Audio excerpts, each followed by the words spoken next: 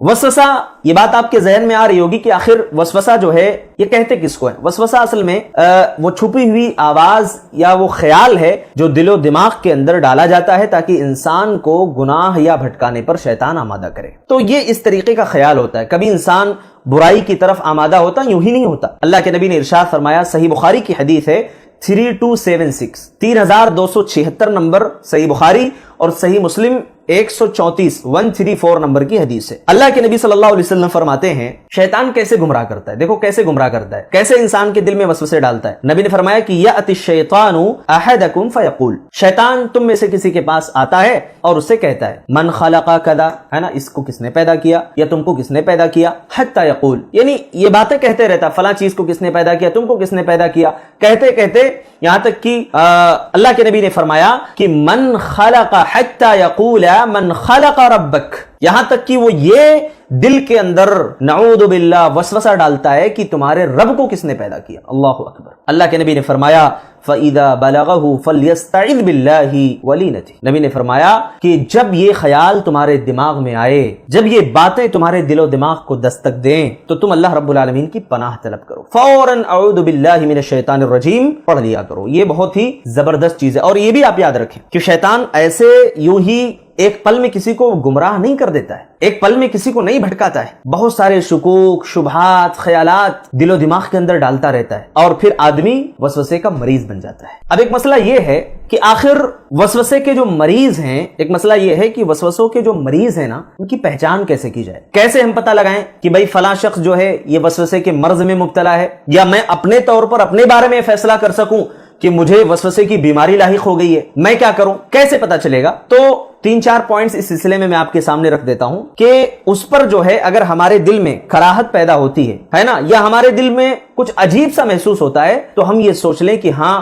ऐसा है कि शैतान हमारे दिल में वसवसा डालने की कोशिश कर रहा है, या शैतान हमें अपने वसवसे का शिकार बना रहा है। क्या है वो, कभी इत्तेफाक से सफर करना हुआ, तो जैसे बहुत सारे अपार्टमेंट्स होते हैं, है ना, वहां कालीन बिछे होते हैं, एक मुसल्ला वहां पर होता है नमाज पढ़ने वालों के लिए, या कहीं होटल वगैरह के अंदर कालीन बिछे होते हैं, नमाजियों के लिए एक खास जगह जो है मुंतखब कर दी जाती है, वहां पर कभी आप नमाज पढ़ें, वहां नमाज पढ़ें। अच्छा, बाज दफा ऐसा भी होता है ना कि आपके दिल में कोई वसवसा नहीं आता, कोई ख्याल नहीं आता, आप वहां नमाज पढ़ रहे हैं, आपका दिल बिल्कुल मुतमईन है, भाई ये जगह पाक होगी, कालीनें पाक होंगी, कोई मसला नहीं है, जब तक कि वहां के बारे में कोई मुसद्दक ऐसी खबर ना आपके सामने आ जाए, कोई चीज आप मुशाहिदा ना कर लें जिससे पता चले कि हाँ यहाँ गंदगी लगी हुई है, आपका दिल मुतमईन है, इसका मतलब कि आप वसवसे के शिकार नहीं हो। लेकिन वहीं पर बाज दफा ऐसा होता है कि आपके साथ में कोई और है जो खुद वसवसे की बीमारी में मुब्तला है, वसवसे का मरीज है। अब वो क्या कहेगा कि भाई नमाज आप पढ़ रहे हो ना, लेकिन मेरा दिल मुतमईन नहीं हो रहा है, पता नहीं लोग कहां कहां से आए होंगे, कैसे कैसे कपड़े पहने होंगे, यहां आकर के नमाज पढ़ ली, मुझे नहीं लग रहा है कि ये यानी जगह पाक है नमाज पढ़ने के लिए, मुसल्ला पाक है ना, हमें ऐसा करना चाहिए, नमाज कहीं और पढ़ लेनी चाहिए। अब शैतान देखो कैसे गुमराह कर रहा है, हमें नमाज कहीं और पढ़ लेनी चाहिए। शैतान ने क्या किया, अब वसवसा डाल करके हमारे दिल को नमाज से इबादत से फेर दिया, कहीं और पढ़ लेना चाहिए। मतलब अब ऐसा हो गया कि भाई नमाज हम कहीं और पढ़ें, बाद में शैतान ने भुला दिया, वक्त भी याद नहीं रहा, नमाज भी हम पढ़ना भूल गए। अब आप खुद देखें कि शैतान किस तरीके से गुमराह कर रहा है। ये पहली अलामत है ये पहचानने की कि हमारे दिल में वसवसा आ रहा है कि नहीं। इसी तरीके से एक और मिसाल में दे देता हूं, कभी ऐसी जमीन पर आप नमाज पढ़ें जिससे पाक या नापाक होने में शक हो, यानी जिस जगह के बारे में, कोई आम सी जगह हो, घास वाली जगह भी हो सकती है, तो बाज दफा ऐसा होता है कि जो घास वाली जगह है वहां आप नमाज पढ़ रहे हो। अब शैतान इंसान के दिमाग में यह ख्याल डालता है, भाई ऐसा तो नहीं है कि यहां किसी कुत्ते ने आकर के पेशाब किया हो, यहां किसी ने गंदगी ला करके डाल दी हो। तो अगर उस वक्त आपका दिल मुतमईन है, खलास कोई बात नहीं, आप नमाज कंटिन्यू करिए। अगर आपका दिल मुतमईन नहीं रहा, जाहिर है कि आप नमाज से रुक जाओगे, और ये वही अलामत है जो फौरन जाहिर हो गई कि गोया शैतान आपके दिल में वसवसा डाल रहा है और आप वसवसे के शिकार हो। एक और बात मैं आपके सामने वाज़ेह कर दूं जो कि हमारे अपनी हर किसी के जात से मुताल्लिक हो सकती है। ये बात बाज़ दफा ऐसा होता है कि हम हम्माम में नहा रहे होते हैं, हम क्या है,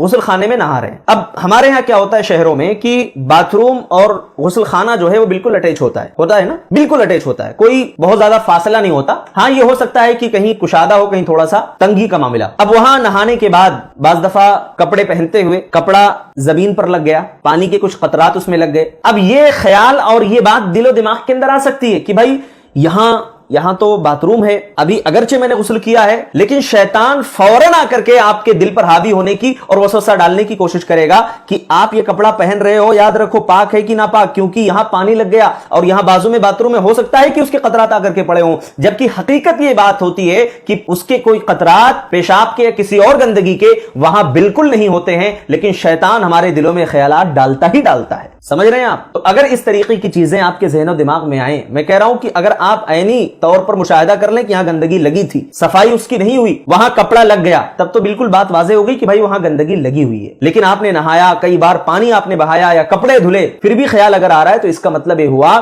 کہ شیطان آپ کے دل کے اوپر حاوی ہونے کی اور وسوسہ ڈالنے کی کوشش کر رہا ہے. اسی طرح رمضان میں کسی عذر پر آپ نے افطار کر لیا, جیسے آپ مسافر ہیں, اب مسافر کے لیے اللہ کے نبی صلی اللہ علیہ وسلم نے رخصت دی ہے, یا آپ بیمار ہو گئے, کوئی ایسی بیماری لاحق ہو گئی ہے نا. ہمارے یہاں دیکھیے علم کی اتنی کمی ہے نا, اتنی کمی ہے, اللہ رحم کا معاملہ کرے. بعض لوگ اتنے جذباتی مسلمان ہوتے ہیں, جیسے رمضان میں جو ہے اگر کوئی مسئلہ درپیش ہو گیا, بھائی ہو سکتا ہے انسان ہے, کوئی جسمانی تکلیف ہو سکتی ہے, بیماری ہو سکتی ہے, اب کیا ہوتا ہے نا, نہیں میں روزہ نہیں توڑ سکتا ہوں چاہے میری جان ہی کیوں نہ چلی جائے. یہ کون سی بات ہوئی بھائی؟ آپ مسافر ہیں, مسافر کے لیے عذر ہے, ٹھیک ہے, سفر میں ہیں, آپ بعد میں اپنا روزہ مکمل کر سکتے ہیں جب اللہ تعالیٰ نے رخصت دے دی, کوئی مسئلہ نہیں. لیکن اس وقت روزہ توڑتے ہوئے, افطار کرتے ہوئے اگر کوئی خلش ہمارے دل و دماغ کے اندر محسوس ہوئی, اس کا مطلب کہ دیکھو شیطان شریعت کی رخصت کو قبول نہ کرنے کے لیے وسوسے ڈال رہا ہے کہ ہم شریعت کی اس رخصت کو قبول نہ کریں, اور ہمیں وہ پھیرنے کی کوشش کرتا ہے قرآن و حدیث سے. اسی طریقے سے کسی عذر کی بنیاد پر آپ اگر بیٹھ کر کے نماز پڑھ رہے ہیں, تو بعض لوگ بولتے ہیں دیکھو نماز کھڑے ہو کر کے پڑھنا چاہیے,